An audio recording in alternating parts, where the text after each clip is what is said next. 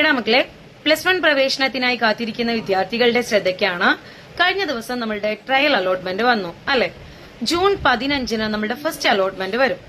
എങ്ങനെയാണ് നമ്മുടെ first allotment നമ്മൾ ചെക്ക് ചെയ്യേണ്ടത്? നിങ്ങൾ എങ്ങനെയാണോ നിങ്ങളുടെ ട്രയൽ അലോട്ട്മെന്റ് ചെക്ക് ചെയ്തത് അതേ രീതിയിൽ തന്നെയാണ് നിങ്ങൾ നിങ്ങളുടെ ഫസ്റ്റ് അലോട്ട്മെന്റും ചെക്ക് ചെയ്യേണ്ടത്.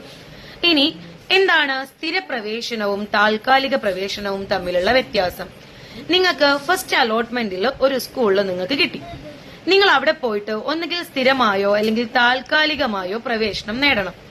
എന്താണ് സ്ഥിരമായിട്ട് പ്രവേശനം നേടുക എന്ന് പറയുമ്പോൾ, നിങ്ങൾക്ക് ആ സ്കൂളിൽ ചേർന്ന് പഠിക്കാൻ താല്പര്യമുണ്ട്, അല്ലെങ്കിൽ നിങ്ങൾ കൊടുത്ത ഫസ്റ്റ് ഓപ്ഷൻ തന്നെയാണ് നിങ്ങൾക്ക് ഫസ്റ്റ് അലോട്ട്മെന്റിൽ വന്നത് എങ്കിൽ നിങ്ങൾ ആ സ്കൂളിൽ പോയിട്ട് സ്ഥിരമായിട്ട് എന്ത് ചെയ്യണം? പ്രവേശനം നേടണം.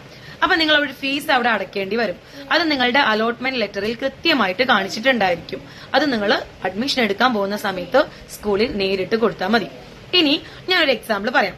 നമ്മൾ അപേക്ഷിച്ചതിൽ 5ാമത്തെ ഓപ്ഷനാണ്, 5ാമതായിട്ട് നമ്മൾ കൊടുത്ത സ്കൂൾ ഉണ്ടല്ലോ, അതാണ് നമുക്ക് ഫസ്റ്റ് അലോട്ട്മെന്റിൽ വന്നത്. നിങ്ങൾക്ക് അവിടെ ചേരാൻ വലിയ താല്പര്യമൊന്നുമില്ല. അങ്ങനെയാണെങ്കിൽ നിങ്ങൾ താൽക്കാലികമായിട്ട് അവിടെ അഡ്മിഷൻ എടുക്കണം. താൽക്കാലികമായി അഡ്മിഷൻ എടുക്കുന്ന കുട്ടിക്ക് ഫീസ് അടയ്ക്കേണ്ട കാര്യമില്ല. എന്നിട്ട് നിങ്ങൾ സെക്കൻഡ് അലോട്ട്മെന്റിന് വേണ്ടി കാത്തിരിക്കണം.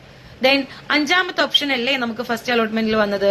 സെക്കൻഡ് അലോട്ട്മെന്റിലേക്ക് വരുമ്പോൾ അതിന് മുകളിലുള്ള സ്കൂളുകൾ ഏതെങ്കിലും ആയിരിക്കും നിങ്ങൾക്ക് സെക്കൻഡ് അലോട്ട്മെന്റിൽ വരാം.